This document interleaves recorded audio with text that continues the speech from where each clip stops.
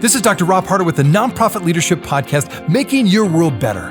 What does it take to be an effective nonprofit leader today?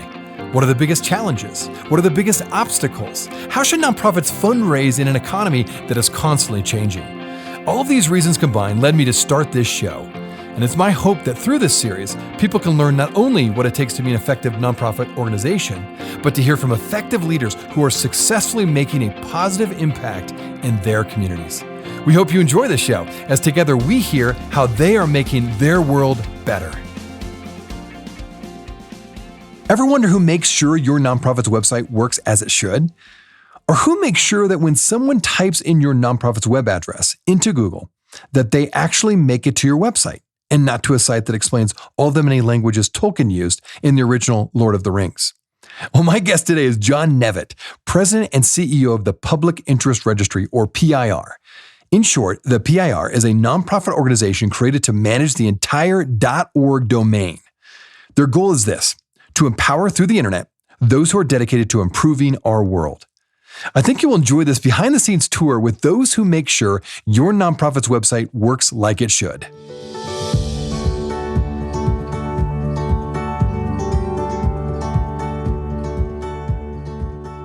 Well, Jon, thanks for being on the show today. Thanks, Rob. Thanks for inviting me. You bet. As I mentioned in my introduction, you are the CEO of the Public Interest Registry, which is a nonprofit organization. And your mission at PIR is this: to empower through the internet those who are dedicated to improving our world. As long as you have a mission, we can help you make it go live online. Great mission statement, by the way. I love it. This podcast that I have started is dedicated to those who are seeking to make the world better, right? I've mentioned that many times. So my listeners can understand what you do in practical terms. To start out with, why don't you just explain for the average everyday person, what exactly is the Public Interest Registry and how does it work? Thanks, Rob.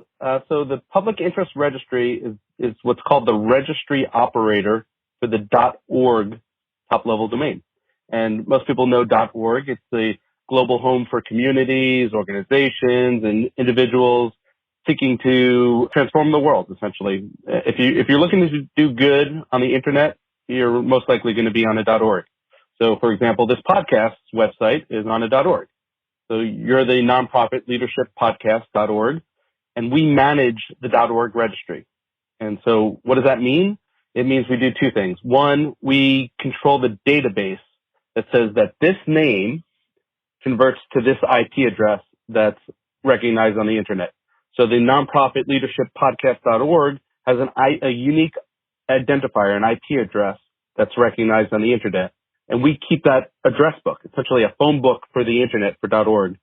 So that's one thing. The second thing is that we make sure that when someone types a .org name in their browser or clicks on a link to a .org name, that it resolves to the correct address and to the correct website.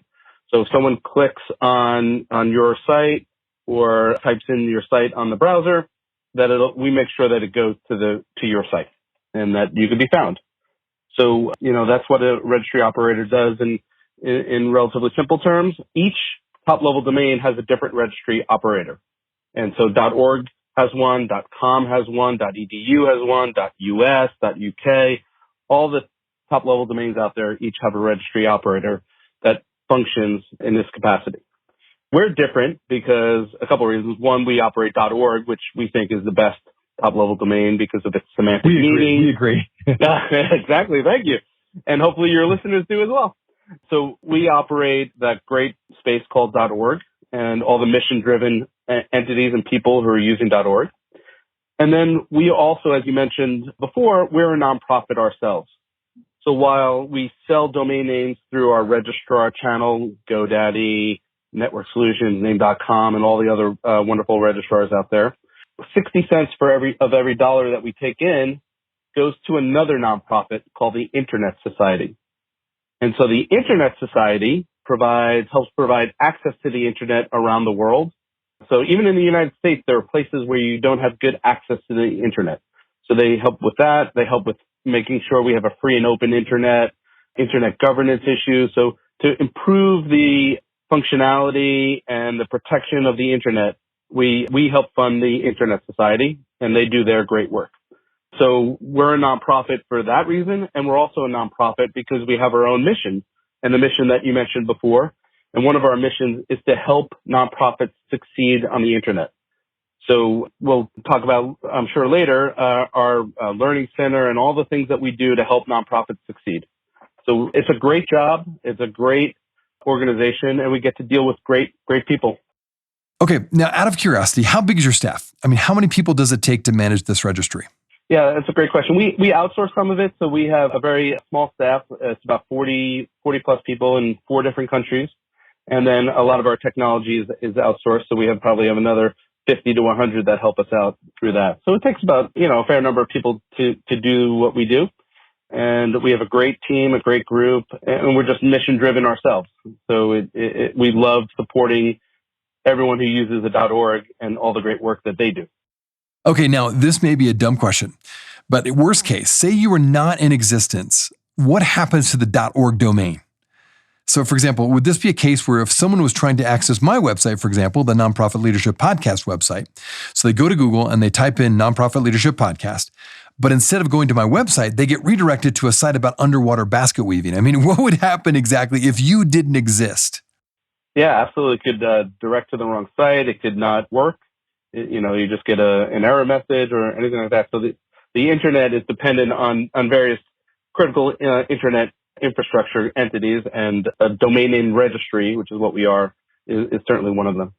Excellent. Now, you have already shared a bit about this, but what does it mean exactly to manage this domain? Are there other elements to this that you do on a daily basis, say? Well, absolutely. For example, when there's abuse, which unfortunately on the internet, there's often malfeasance and sometimes abuse. So, whether it's phishing attack or farming or botnets or any kind of illegal behavior like that, we help protect the namespace. We help protect .org and make sure that it could stay as a trusted environment, a trusted platform for your listeners and everyone else who's using it. So that's one thing is our work on anti-abuse. We also help promote the .orgs and the .org community. So for example, we have a program that helps support .orgs around the world. We help celebrate them and their success. So while we provide a platform for them, they do the great work. We just help provide them with a platform. And, so we have a .org Impact Award program. We started it last year. We had an in-person event last year. This year, obviously, with the pandemic, we moved an online event. And so we moved to what we call the 10 Days of .org. So each day for 10 days, we celebrated a different category of .orgs.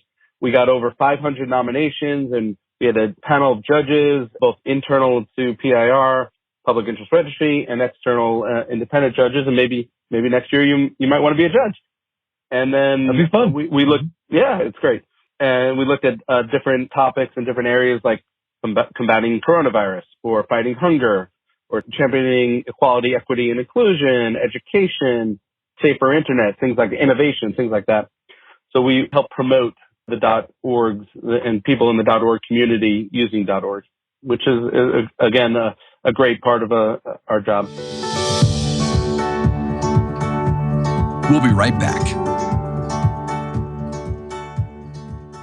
Hey friends, thanks so much for listening to the Nonprofit Leadership Podcast. If this is your first time listening to us, I want to make sure you're aware of a whole group of other episodes with fascinating guests that I previously interviewed.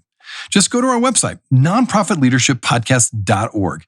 There you'll find numerous interviews of nonprofit leaders from all over the country and even from different countries, all trying to make their world better.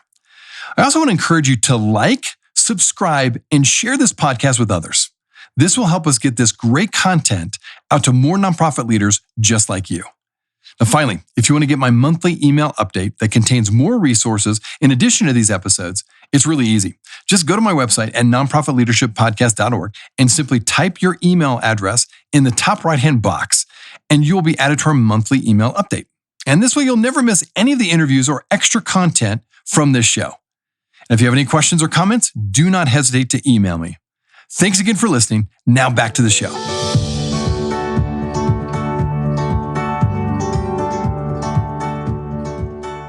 Now, one of the things I found that was really fun is that you have come up with different awards for various .org nonprofits who are really making a difference.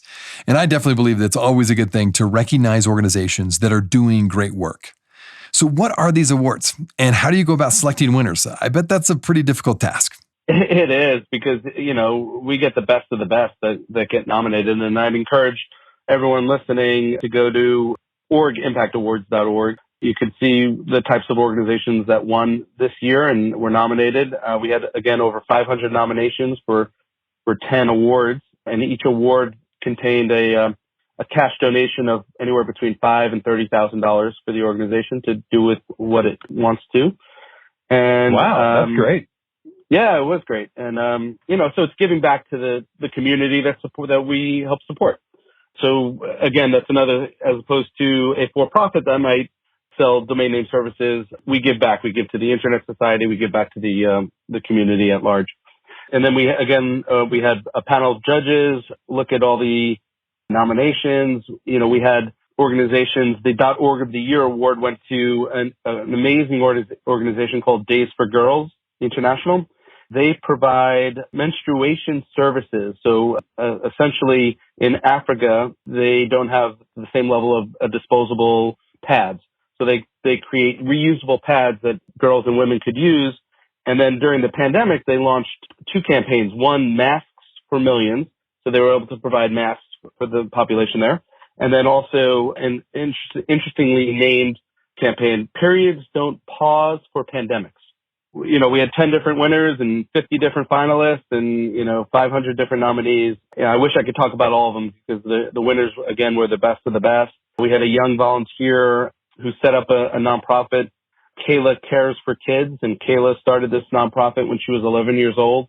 She was in the hospital and she realized that there was a need. And now her organization provides thousands of gifts to kids who are in various hospitals around the country in the U.S. So org is global. So we try to do good throughout the world. And Kayla works in the U.S. and helps with kids in the hospital. Another example of a great .org and one we should and luckily are able to celebrate. Now, one of the main goals for this podcast that I host is to not only highlight great nonprofits around the country and world, for that matter, and celebrate them, but it's also my goal to provide great content on this show so that my listeners can really walk away feeling that they've learned something new or learned something important. So I've learned that in addition to the awards you're providing, you've also invested in learning centers as a part of what you do. Talk about why you've created these learning centers and how can my listeners benefit from these learning centers? Yeah, thanks for that question, Rob. So essentially, as part of our nonprofit mission and helping nonprofits succeed on the internet, we built a .org learning center, part of our education and outreach efforts. And it's a portal that provides a wide range of content to help .org community members establish their internet presence, thrive online, and as they work to make their communities a better place. It's interesting. When I started in this job a couple of years ago, I looked for nonprofit leadership training and see if I could find a class on that. And at the same time, I thought about, well, who helps train the nonprofit leaders who are working on the internet? Who helps, they might be working on safe water or protecting the mangroves or whatever the great mission that they're working on, but they're not experts on the internet and how to succeed on the internet. And so, we decided to create a learning center to help nonprofits succeed. So we have great content, whether we have videos, we have articles. So as you're starting out a nonprofit, or even if you're already in a successful nonprofit, how do you build your brand? How do you communicate your mission? How do you blog? How do you leverage social media? How do you tell your story during the pandemic? There's an article on that. We did an in-person event last year where we had various panels. One of the panels was how to avoid infringement.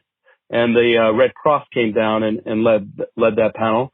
And so every time there's a natural disaster, for example, there'll be pop-up sites, and hopefully not on .org, but in maybe some of the other top-level domains where they try to collect money fraudulently. And they pretend that they're from the Red Cross or some other relief organization. And so how do you protect against that? How do you protect against someone stealing your brand and acting as if they're, that organization? Things like that, where, nonprofits won't have that expertise, but we're able to help them with that. So we're very proud of that. We had a .org community forum, and the .org Learning Center is called ORG Learning Center.org. Well, I really love your emphasis to provide more resources and training to nonprofit leaders. I'm all about that.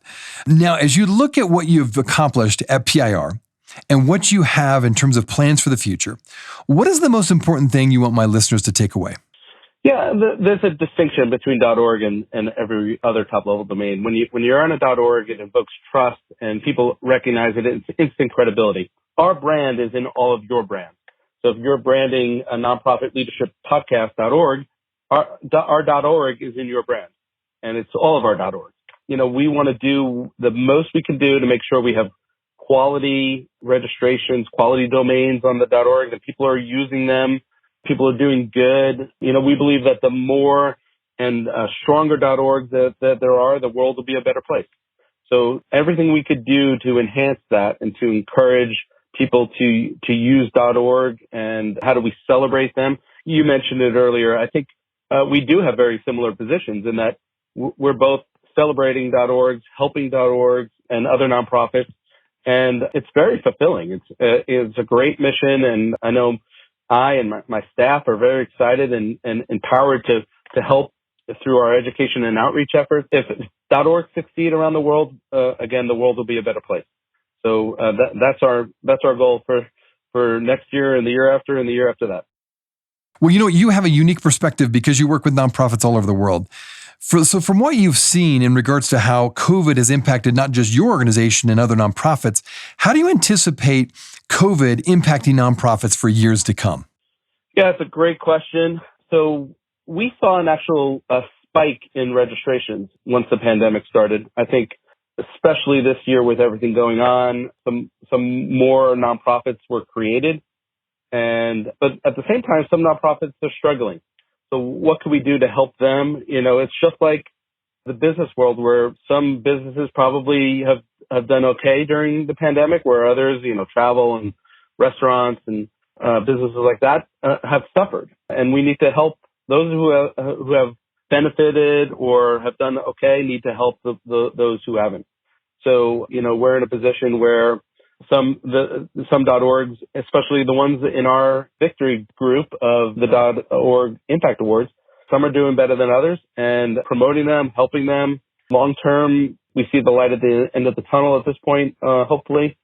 And, some of them have been able to pivot successfully. One of our winners in the Fighting Hunger and Poverty group was called Food for Free, and it's a group up in Boston that helped, provide homeless shelters and other folks who are in need and with food insecurity. A lot of opportunities on the nonprofit side obviously were created by the pandemic. And again, the more we could support them and help them, the better. Well, thanks again, Jon, for this. How can people find out more about you and your work? Where would you send them? Yeah, thank you. So you could go to .org Impact Awards to learn about our winners. You could learn about us through our org learning center.org. You could follow us at Org in Action on Twitter. We also have a program called .org Stories, where we feature a nonprofit every couple of weeks. And so you can learn more about other nonprofits and what they're doing. Again, the Learning Center is probably the best place, because that's where you can get some great content and resources, and we're constantly improving those. We have some videos that explain how the internet works and how the domain name system works. So if anything I said was confusing, hopefully those videos will help solve that problem for folks. Well, once again, thanks so much for all you do to make sure all of our collective websites are working as they should. Jon, thanks for being on the show and sharing your insights with us. Thank you, Rob. Thanks for all you do, and thank you for your listeners. I appreciate it.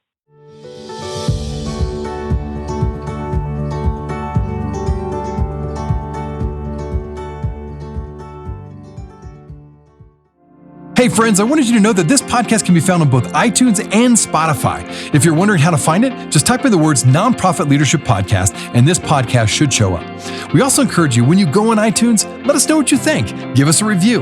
give us a rating. We would love to hear what you think of this podcast, and your feedback will help expand this podcast to get it out to as many people as possible. You can also find other resources and interviews of past guests on my website, nonprofitleadershippodcast.org. Again, that website is nonprofitleadershippodcast.org. Thanks again for listening, and until next time, keep making your world better.